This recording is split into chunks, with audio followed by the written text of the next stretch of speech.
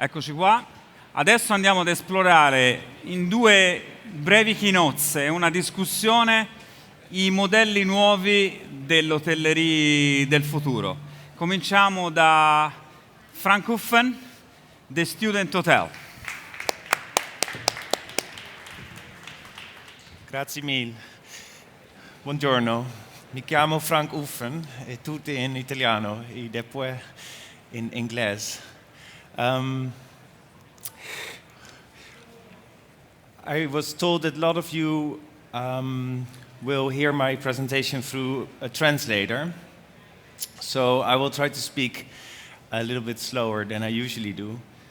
I'm here today to share with you the concept of the student hotel, to explain why we think it's an interesting new model and how we came from a small idea to what it is today. How many of you know already the name the student hotel?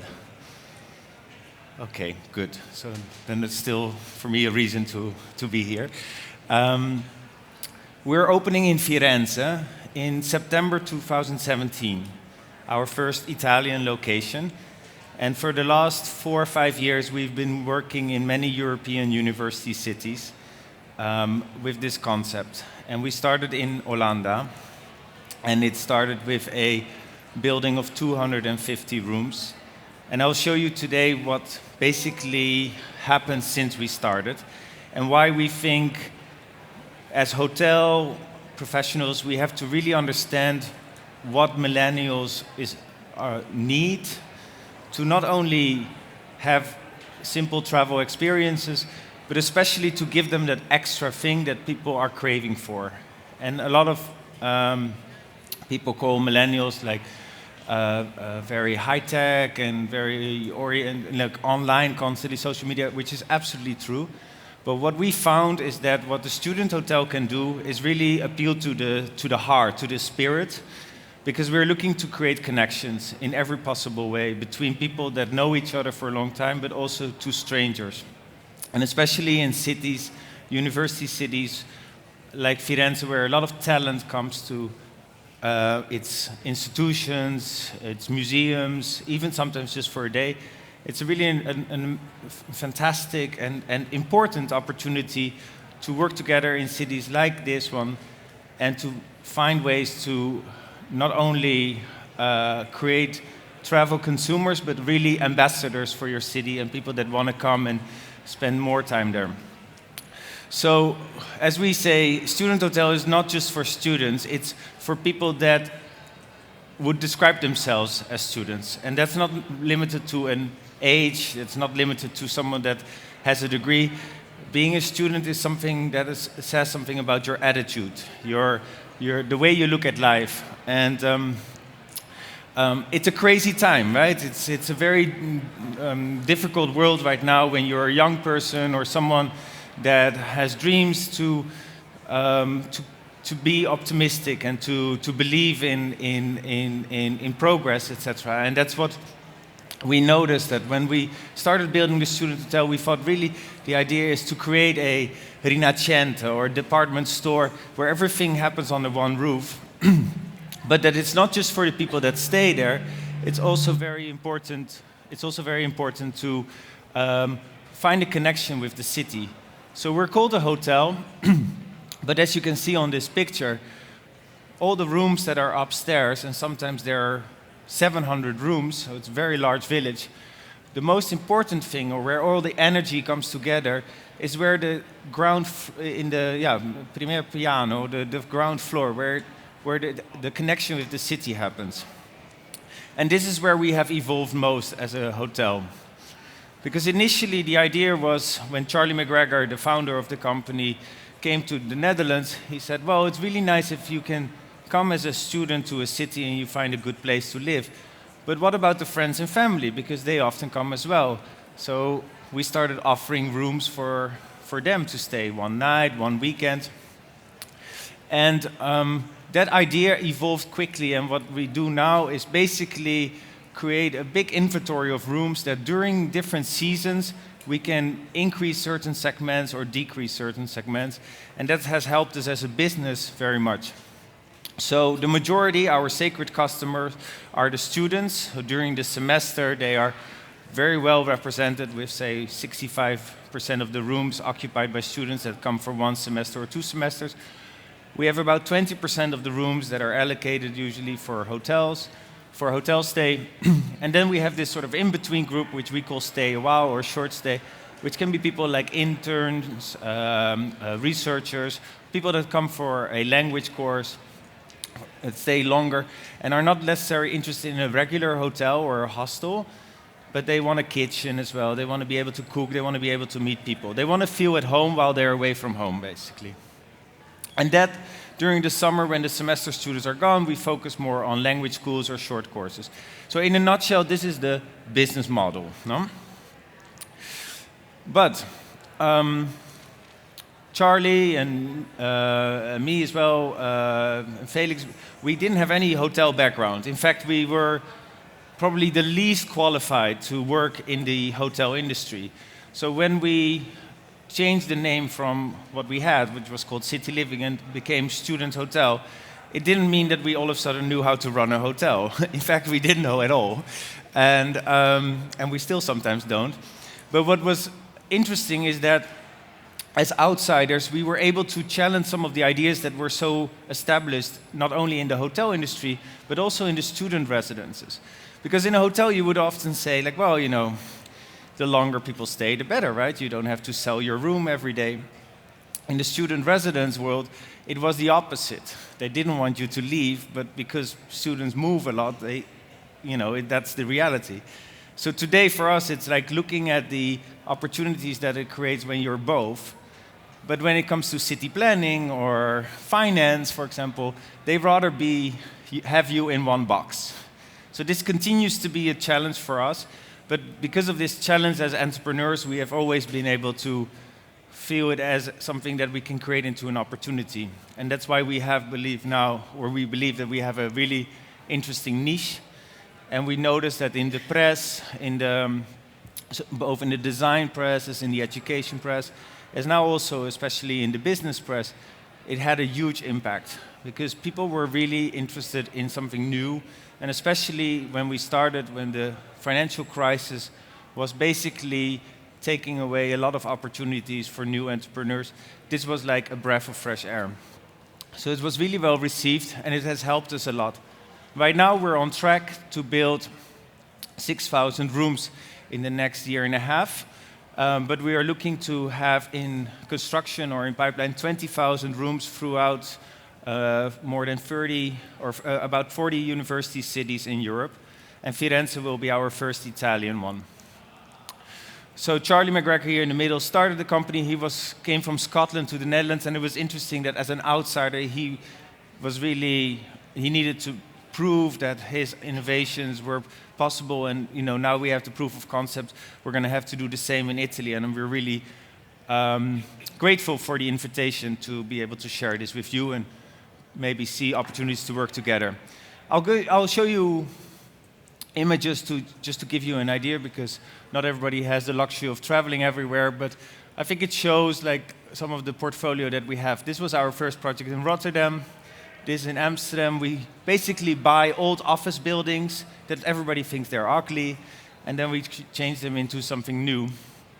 This was an old senior citizen home in The Hague. This is an old newspaper office and print office that we've converted into our headquarter building. This is a new construction we did in Groningen, the University of Groningen, similar in terms of student population to Firenze, about 60, 70,000. This is in Eindhoven, the technology capital of the Netherlands, and this is our project in Firenze. So this will open in a fantastic Palazzo del Sonno, if I pronounce it correctly. There was a difference between sogno and sonno, which I think was a good wordplay. But people will definitely be able to sleep here, but also to dream. We're renovating it with Progenia, a Firenze-based developer. And this is our next project in Berlino, in Berlin. So I wish I could show you already the artist impression of how it's going to look like, but trust me, it's going to be a little bit more spectacular, especially on the inside, than what I'm going to show you now. But just to give an idea of what it looks like, it's an incredible building, very complicated in many ways because of the new additions. But what we're looking to create is basically an outside world and an inside world.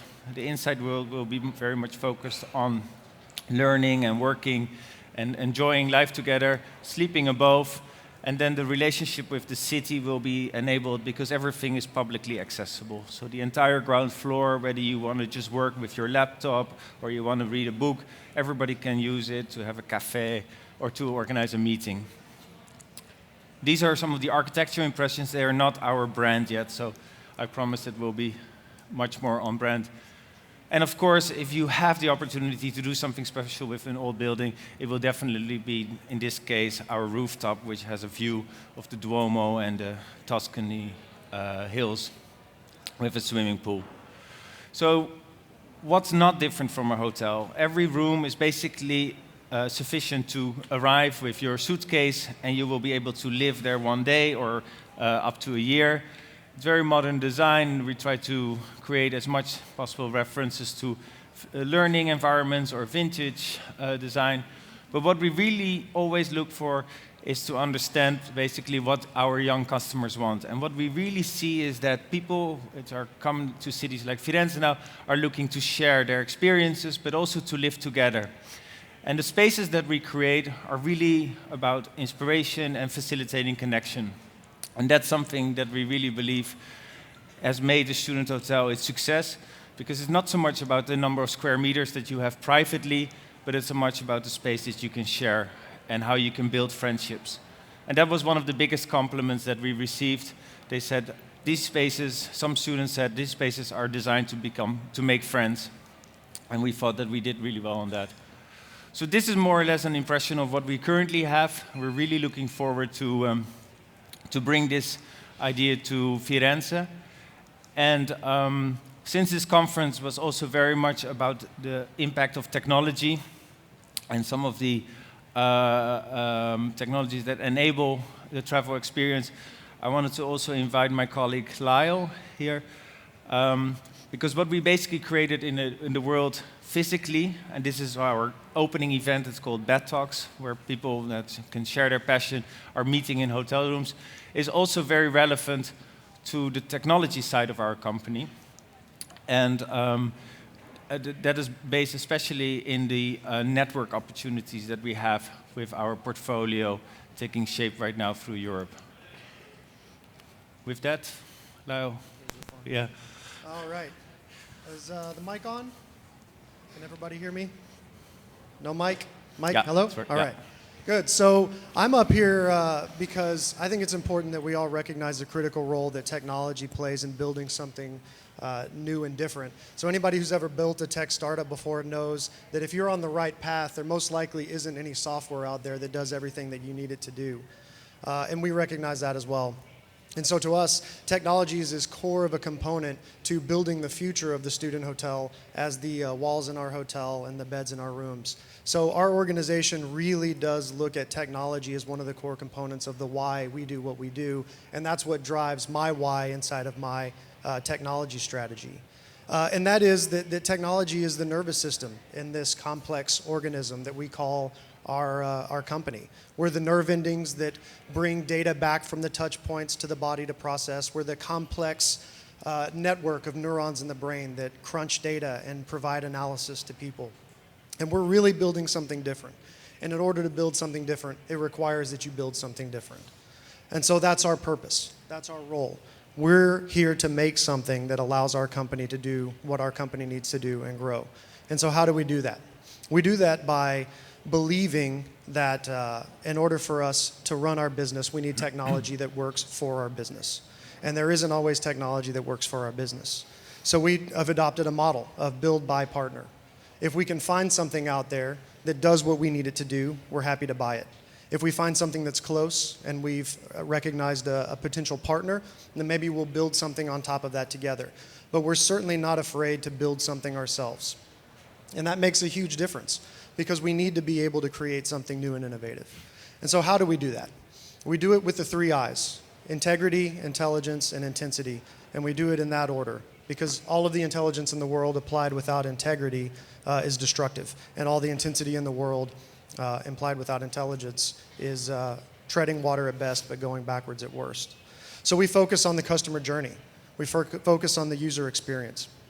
We create things for our front of house guests and for our back of house associates. And we put as much focus on that front of house as we do on the back of house, because we realize that it is our associates working on the technology that we provide for them that are impacting the experiences of our guests as much as the technology that we create for our guests is impacting our guests as well. So we focus on experience. We also focus on data. And we focus on thinking about different ways to collect our data and use our data. And I think we have a graphic up here to kind of demonstrate that. But the idea being, we're a hybrid model. We're something different that doesn't exist. And so we have to think about how we collect our data and use our data in a different way that didn't exist as well. So if I were to make a pitch to everybody out there, make technology the why of your organization, or at least a part of the why of your organization. Be willing to invest. Be willing to adopt new things. Reach out into the startup community. Look to invest in young companies that are building something new. Innovate by leading, not by following what someone else has done, and the whole industry will be able to move forward. So, thank you. So when there's going to be a conversation here on stage as well, as understood, but if any one of you has an idea or a project or a product even, please come and talk to me or to Lyle. And we will be more than hopefully also able to find out ways to collaborate with you. So thank you very much for this moment. Be close, anyway. Yeah. Be close to us, because we may have some questions for you guys. Great. So just stay there. And the second company on this new concept of hotels, it's coming from Spain. So please welcome Roberto Sanchez from Roommate. Thank you. So, hello, good morning, everyone. So, great concept. I really enjoy. So, it's such a thrill for me to be here, because I'm just pretty new in this category. I just came from advertising, and I just joined Roommate, let's say, 1 year ago. So, to me, it's such a thrill to be here today talking to this audience. So thank you so much for your invitation. Slides should arrive. Just 1 second. Have we got the slides? Abbiamo le slides? Che è successo? Sorry, Roberto, we have a technical problems. It's slides are By coming. the way, are we having fun today? Funny? Guys? Shall we have it? We should.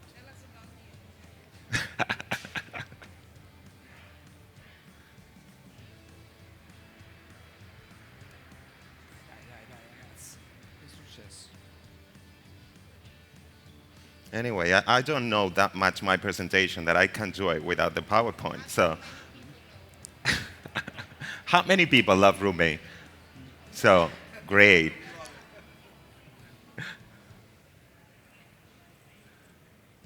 Is arriving. So I think I'm going to do it once again. I will do a second entrance.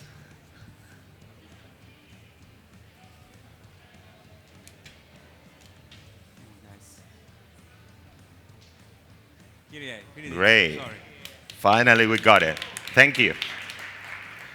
So, and you know, I tried to use to try to figure out what kind of presentation I should bring here, and I'd been thinking so much about what kind of title I should use, and I went for the art of wondering, because all of our life we start wondering different questions. And to find the right answer is a reason why Roommate exists. So, next.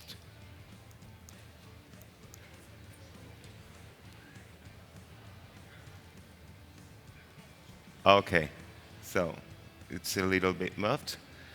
But when I read all the information about the BTO this year, and it was about the why, somehow to me describes what's going on in the reality. So, but at Roommate, we make questions every single day. And when we turn that into a question that I don't know what's going on with the presentation, works? Okay. Then we found that if we ask that question, we find that is a kind of inability to anticipate and what's going on. Because, you know, it's somehow when you've got something that is going on, then you are not able to anticipate to that situation, then you start wondering why. So I'm going to share with you the biggest question that we make in Roommate every single day.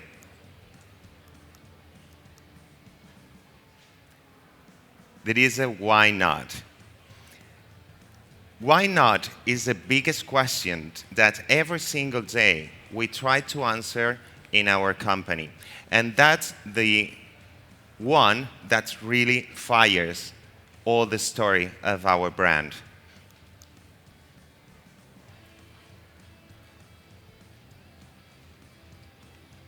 So, and everything starts by listening.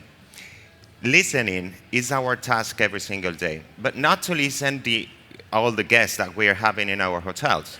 Just try to figure out how many people do we have to listen, all the fans that we've got around our brand. Many of them, they run out of budget and they cannot face to stay with us. But of course, I mean, we also need to listen them. Oops, back.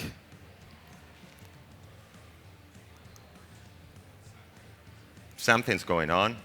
So, and we really need to think as an outsider. At Roommate, we are so proud to say that most of our company is joined by people that they're not working hospitality for that long. So we really need to think as an outsider because that's the behave to change the world. And we really need to be brave. I mean, everything that is already established need to be changed, as long as people want to be changed. So that is the attitude that we really need to face every single day at Roommate. And it's break, I don't know why, but you know. And there's another important thing, and how do we approach to the solution? So we have to think, if we start thinking from a product size, we will just talk about hotels and services. But when we start thinking as a brand, when we start thinking as a love brand, we are talking about meanings and values. And that's what's really important to people. So hotels are not that important in our people's life. So Kike is our president, and asked me once, and it was the question that made me decide to come here instead of being in advertising. So, and he asked me, if Roommate wasn't a hotel chain, what it could be? And that's the question that we try to answer with every single product that we developed. Because we are committed to innovate by breaking the rules to let people achieve what they really want. That's exactly our brand meaning. And that's our rule. And that's why this brand exists and it stands for. Because choosing is a right, and we need to get involved to give people reasons why based on values, not based on product. I mean, products can be copied, and product hotels, rooms, are not the solutions. It's all about values, creating bonding around the brand. So that's the only reason that we are able to create relationship with people, with guests. And the new landscape empowers people, and technology is like the enable. So it's not the end. Many people are talking about technologies, but technology is just a path to create long-term relationship. So there's room to play for all of us. Because people have a power to choose the brand that they want to get in contact with. And this is how we made it. So simple. So Roommate was the first creation of roommate hotels, the hotels part of a company, based on a very simple concept. Up to date, people said, for example, I need to pay a fortune to stay downtown due to extra services that I will never use, or choose outskirts hotels. So there was nothing in the middle. So that's why we created Roommate Hotel. So there is a designed hotel located at the downtown, at the heart of the cities, to enjoy the city whilst feeling at home. That's the biggest concept, the team that is on a front desk, the team that is on a cleaning team. Everything had to make you feel at home. Why? Because we want to bring the magic of traveling back to people. If I'm waking up this morning and I couldn't feel that I'm in Florence, that's an amazing city, and I'm feeling exactly the same as I was waking up in New York, so there's a problem because I want to live a city. I want to get in the known with the city. So the city, the building, the environment, the people, the culture becomes like a biggest briefing. We put all of these assets together and we create a person. That person becomes a briefing to our designer to create that person's house. So it's so simple, but that's why in every single hotel you're going to stay at Roommate, all the hotels will be different because somehow embodies all the vibes of a city. Not only talking about Roommate, it's about talking and make people feel that they're waking up in a different city. And no doesn't exist, because the best way to travel is by visiting friends. I don't know how many of you have that kind of sensation when you get to a front desk just asking for something. And many times you feel that they're so distant or they're over-servicing you because, they're trying to sell you something. Come on, we really need to treat our guests as friends, and we really need to say that no doesn't exist. I will make my best to give you the solution to your problem. And here is one of the biggest questions, because there are so many things going around, the basic hotels, limited services hotel, basic or what people look for. When I'm in a hotel, I know exactly what I really matter. It really matters to have a good bed, to have a good breakfast, and to have a good bathroom. So the three of them becomes the gold standard in our hotel chain. The rest of our services, because I'm your friend, I will be here to show you and to take the best out of a city. So you don't really need to stay here. If I'm traveling to New York, do you think I want to get my hair dressed, which is not the case? Or do you want to go to stay here for the gym? Do you want to stay here in my mall? So I really want to go to New York to get in the know, to get in contact with people. So I don't want to stay in your hotel. So give them a good product, the best product, and then let them leave a city. And BMate, which is one of the biggest and the hottest topic that we have to face along this time. And it's also quite important to know that any of us have many different stages along our lifetime. And we do change the way that we travel depending on the way that we are traveling or the stage of our life. For example, if we are traveling with kids, we are traveling for work, and you're going to stay here for 1.5 months. Do you really want to have your life in a hotel room? Probably no. Probably you will find a different solution, and probably an apartment will be your solution. And so they're not harming our category. And we are committed to that. They are not destroying, they're not changing the rules. They're just listening to an existing need. And technology is here to help consumers to decide. So although I love hotels, sometimes I need more privacy or to stay for longer or just traveling with kids. So that's why we created BMate. BMate, which is a very good combination of hotels and apartments. So what the concept about? It's so simple. We handpick the apartments around the hotels. So it's about 15 minutes walking from our hotels. We create and we put services to those apartments. So it's so simple. We have a hotel, we have the apartments, we put them together, we put the services coming from a hotel, then they will enjoy the apartment. And of course, we have what we call the city mate, which is a person that will be taking care of your stay, arrives before you, do the checking with you into the apartment and check that everything is okay with the apartment. And if anything happens, don't worry, there's an hotel on your back. So, which is more important here, that is all about confidence. Can you imagine people around 40s that, because all of us are talking about millennials and new trends, and those trends are no longer trends, are the new reality. But people in our 40s that we are not digital driven, we also have that need, but there was no answer. So we give them an answer and we give them a solution based on the listening attitude.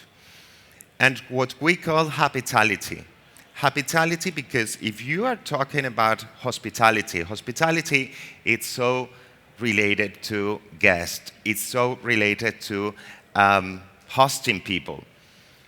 What we really love to say is that we love making love to our clients. And they really come to our hotel to make them feel that they're at home. And that makes them feel happy. And that's why we mix both of them, and this is the main goal of everything that we are trying to put in place. Hospitality drives us.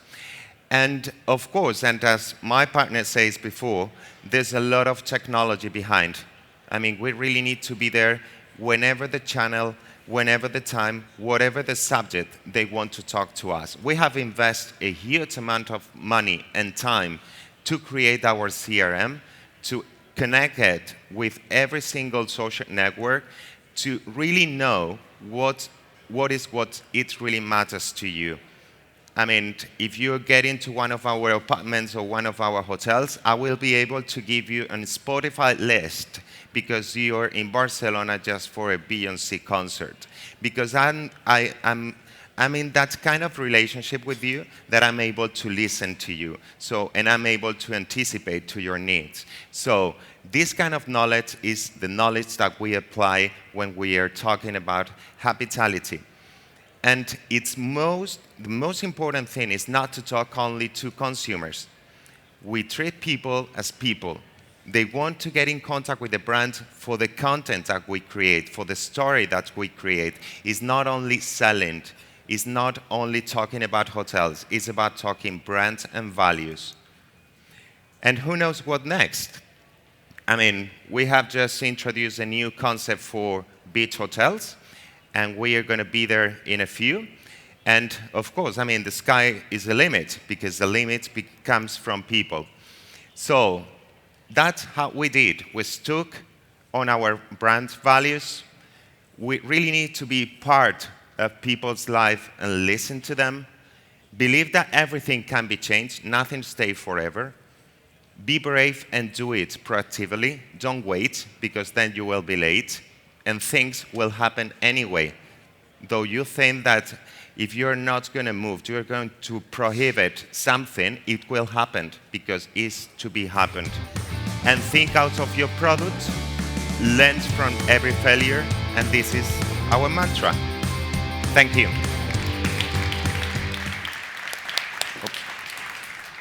Thank you, Roberto. Sorry for the little technical problems. It happens. Nice product. Thank you. We're gonna discuss. Adesso cambio all'italiano perché facciamo una brevissima intervista. Abbiamo 15 minuti con Elena David, amministratore delegato di Una Hotels. Buongiorno. Ciao. Elena, grazie. Prego, sul nostro divano. Allora, intanto amministratore delegato di Nuovi fino a stasera, vero?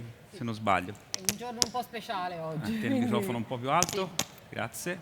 L'archetto un po' più vicino alla bocca. Dov'è? Di là. L'ho perso. Eccolo là. È scappato. Ecco, più vicino alla bocca lì. Sì. Perfetto. Sì, è un giorno un po' speciale e quindi perdonerete anche qualche emozione di più oggi in particolare. Però anche domani sarò amministratore delegato, dai. Possiamo dire di chi? Sì, Valtour. Valtour. Perfetto. Andiamo con questo, è meglio, mi dicono? Ok. Vai. Molto meglio. Bene. Quindi amministratore delegato di Valtour. Quindi Domani. sei passata da questa lunga transizione di una hotels, l'hai portata a compimento e nuovo progetto. Certo. Allora, ho voluto espressamente una persona che rappresentasse l'hotellerie italiana. Purtroppo, lo diciamo un po' tutti, ce ne sono poche, ahimè, perché le nostre compagnie alberghiere sono ancora medio piccole. Però abbiamo visto due modelli di business molto diversi. Io sono molto attratto da questa idea di modelli di business che cambiano l'hotellerie, o forse non cambiano proprio nulla, sono cose già che esistono e ci sono. Sì, allora mi fa molto piacere, è tutto un po', sembra un po' un segno del destino, perché oggi, che è una giornata anche abbastanza idonea per fare un po' un bilancio di cos'è stata nel panorama dell'hotellerie italiana, mi trovo qui su questo palco e vengo dopo due intanto giovani rispetto a me, che sono sicuramente una senior, a presentare dei modelli di business che appunto sembrano nuovi perché dentro le loro presentazioni, molto accattivanti nel marketing e molto interessanti sicuramente per tutti noi, ho trovato tutti i concetti che una ha già raccontato nei suoi lunghi 16 anni. Qua in prima fila ci sono due miei collaboratori storici, persone che hanno lavorato con me tutto il tempo di una, e sanno che il wandering è stato, ci abbiamo lavorato sopra nel 2000 quando abbiamo inaugurato il Vittoria, che era l'hotel dello stupore. Ascoltare, il listening, il rendere, ne parlavano a proposito di The Student Hotel, il piano primo dell'albergo come un luogo di transito, di incontro, di vita della città, è esattamente quello quando noi dicevamo l'hotel dove non solo dormire, ma dove incontrarsi, lavorare, fare. Il viaggio che continua da fuori a dentro. Noi abbiamo cercato il genius loci nell'architettura e nel design dei nostri hotel affinché lo stupore dell'incanto di Firenze non si fermasse sulla soglia dell'hotel e entrassi poi in un ambiente standard come sono le classiche catene, o come erano anche americane, che avevano lo stesso look da Shanghai a Berlino. Quindi effettivamente tutto cambia, niente cambia, qualcuno l'ha detto in forma di letteratura molto, molto importante. Certo, oggi tutto questo processo rispetto al 2000, quando noi siamo partiti, ha una marcia in più, che è la componente della tecnologia, del social, della condivisione, insomma tutto quello che in queste stanze, in questi giorni farà da padrona. Però questo è, come dire, è il veicolo, i contenuti, secondo me, insomma, noi ci eravamo arrivati, noi dico come gruppo come persone che hanno guardato in avanti. E poi c'è un'altra componente che devo richiamare, da cui ovviamente non mi stacco per la mia formazione economica forte, cioè che ogni modello di business poi ha un punto che è l'incontro tra l'investimento e il rendimento. Quindi la domanda è sempre quella di comprendere come il modello si completa in un risultato in pratica rendita. aggiungo, è un po' l'idea, ne discutevamo mentre eravamo off stage, che le compagnie sembra quasi un investimento in una start-up in queste compagnie, Sì. ma in realtà si parte ma non si sa esattamente se c'è un ritorno, dici? No, non è che non si sa, si deve sapere, naturalmente si deve sapere, però la domanda è: in Italia c'è un costo degli immobili, c'è un costo della operatività che è legato alla burocrazia ai sistemi, c'è un costo del lavoro, quindi ovviamente tutto questo idea di business deve essere poi mediata con questa realtà e occorre effettivamente capire. Io sarei curiosa veramente di studiare, al di là delle presentazioni, i business plan, perché probabilmente oggi sicuramente il mercato immobiliare ha subito dei tracolli, quindi magari si trovano delle opzioni, delle opportunità, però le grandi location centrali in Italia, da quel che so io, costano ancora un sacco di soldi. Sicuramente. Un'altra domanda.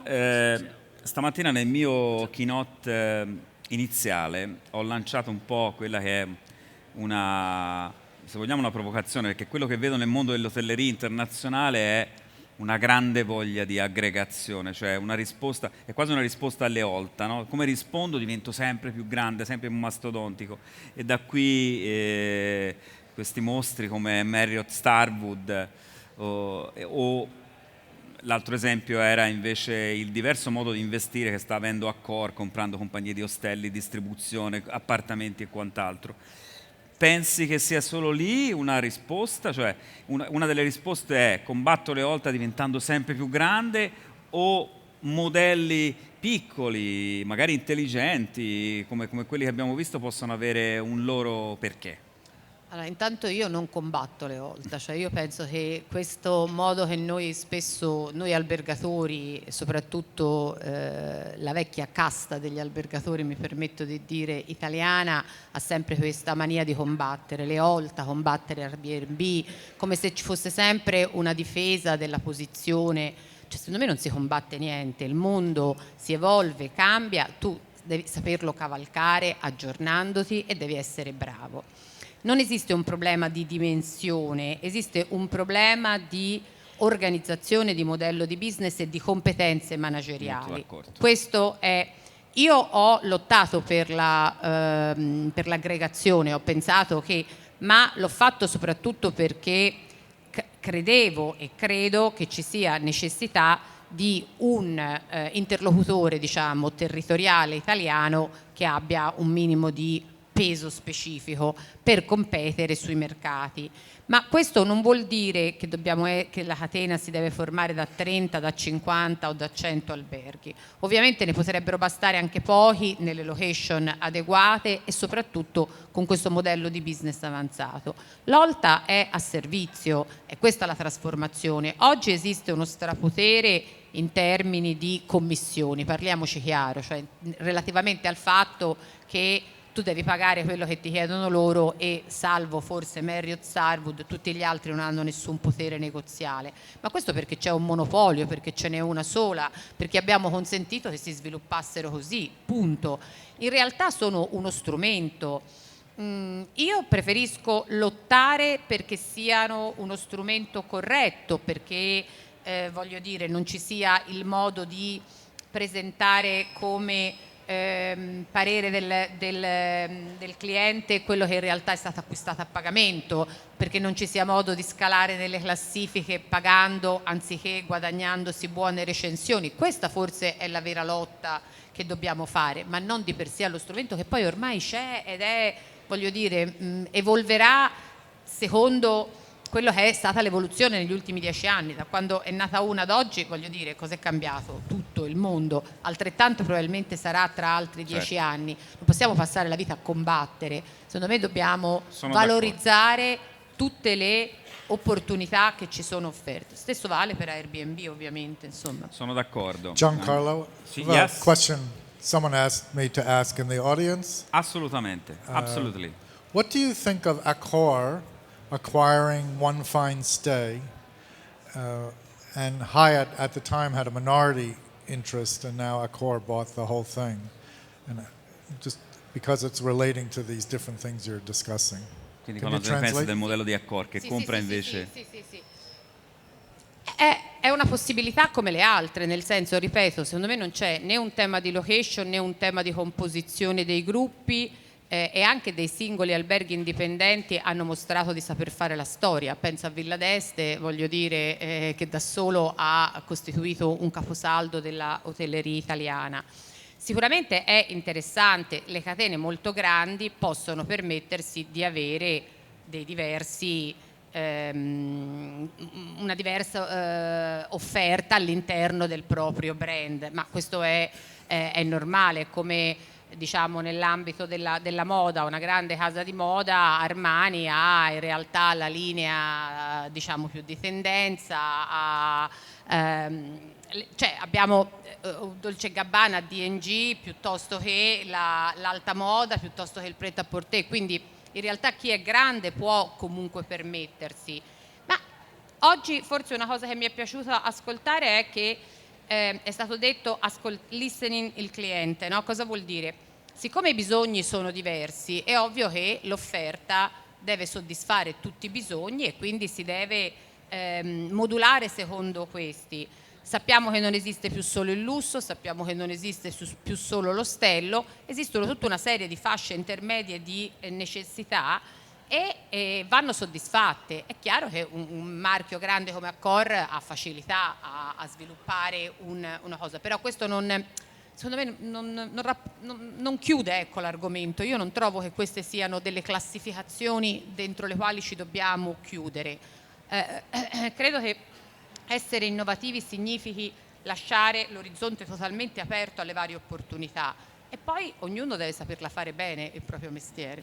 Ti faccio una domanda che mi è venuta in mente adesso, perché so che nel pubblico magari ci sono tanti piccoli albergatori che hanno piccoli alberghi, insomma noi siamo un paese destrutturato in questo. Già una Hotels, che non è una compagnia enorme, però per l'Italia è una delle primissime. La loro domanda è: stiamo vedendo un mercato che si sta un po' spaccando tra il grande lusso, gli alberghi insomma da 4 stelle in su, con idee, perché anche 4 stelle senza idee cominciano ad avere un po' di problemi.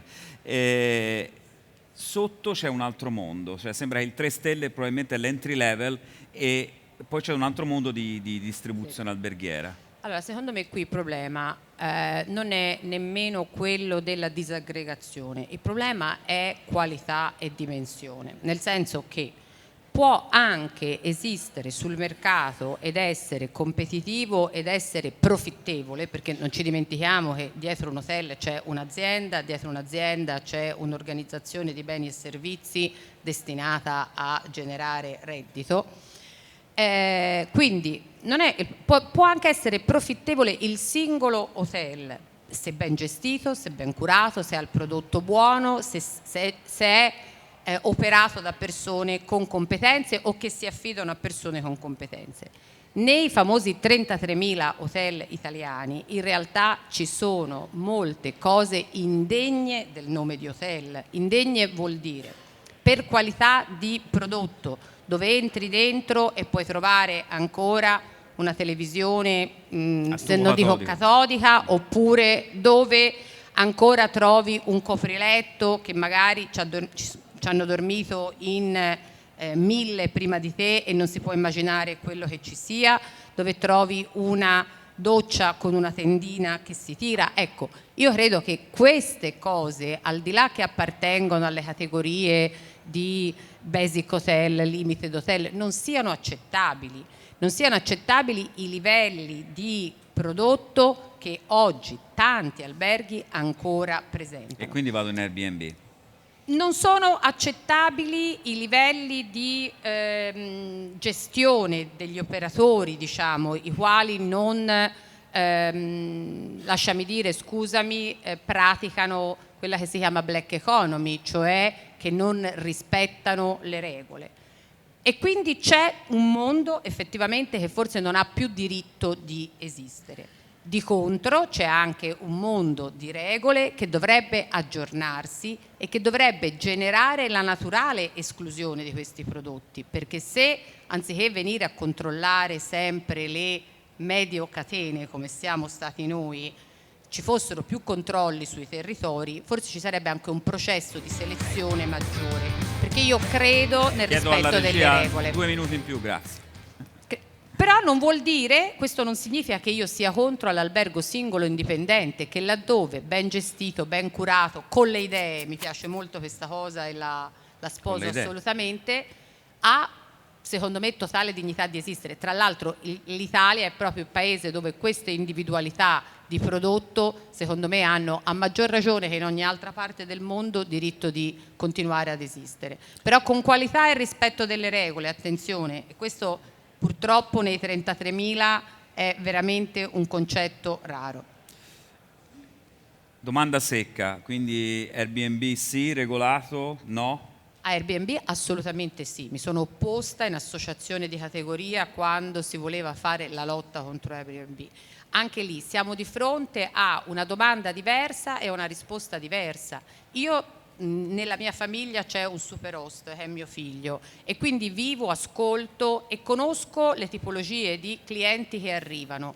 Nella maggior parte dei casi sono, per esempio, nel nostro caso un appartamento grande, gruppi di famiglie, ormai famiglie allargate, dove c'è la figlia del precedente matrimonio, la mamma della nuova moglie, la sorella della precedente moglie, che hanno questa esigenza magari di condividere uno spazio che in albergo non sarebbe possibile soddisfare, perché comunque a un certo punto ognuno si dovrebbe distribuire nelle proprie camere.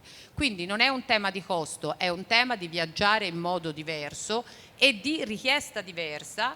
Noi vediamo quali tipi di domande, io vedo mio figlio quali tipi di domande riceve, non sono assolutamente le stesse che io sento ricevere nei nostri alberghi. Quindi assolutamente abbiamo solo con Airbnb allargato la nostra offerta e quindi abbiamo creato la possibilità di attrarre maggiori visitatori. Grazie Elena. Fate un grande in bocca al lupo ad Elena per la sua nuova posizione. Congratulazioni. Grazie. Arrivederti presto anche in una nuova veste in BTO. Grazie a tutti, arrivederci.